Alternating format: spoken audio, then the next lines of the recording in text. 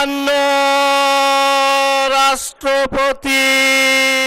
সাংবিধানিক রীতি অনুযায়ী জাতীয় সংসদ অধিবেশনের শুরু ও বছরের প্রথম অধিবেশনে ভাষণ দেন রাষ্ট্রপতি। সেই ধারাবাহিকতায় ত্রয়োদশ জাতীয় সংসদ অধিবেশনে ভাষণ দিলেন রাষ্ট্রপতি মোহাম্মদ শাহাবুদ্দিন। তবে রাষ্ট্রপতির ভাষণ শুরুর আগে বিরোধী দল জামাত ও এনসিপির সংসদ সদস্যরা দাঁড়িয়ে হাতে প্ল্যাকার্ড দেখিয়ে প্রতিবাদ জানান। প্ল্যাকার্ডে লেখা ছিল, জুলাই নিয়ে গাদ্দারি চলবে না, জুলাইয়ের সঙ্গে বিশ্বাসঘাতকতা বন্ধ করো। এই হট্টগোলের মধ্যেই ভাষণ শুরু করেন রাষ্ট্রপতি। তার ভাষণ চলাকালে সংসদ থেকে ওয়াকআউট করে বিরোধী দল।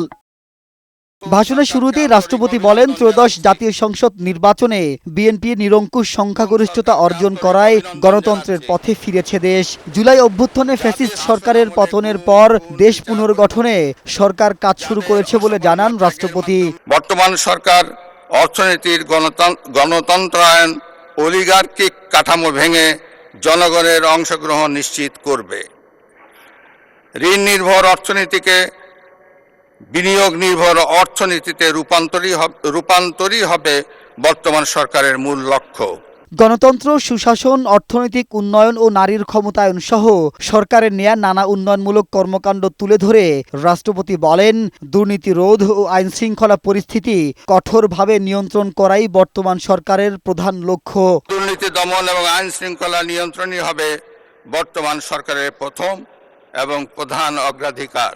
বিগত সরকারের সময় ধ্বংস হয়ে যাওয়া সাংবিধানিক প্রতিষ্ঠানগুলোর পুনর্গঠনে সরকার কাজ শুরু করেছে জানিয়ে রাষ্ট্রপতি বলেন, মানুষের প্রত্যাশা এসব প্রতিষ্ঠান নিরপেক্ষভাবে কাজ করবে।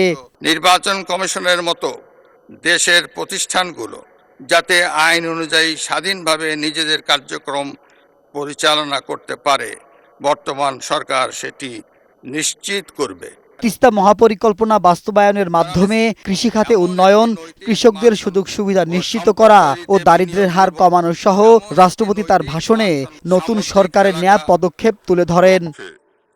মাহবুব আজমি, বৈশাখী সংবাদ, ঢাকা।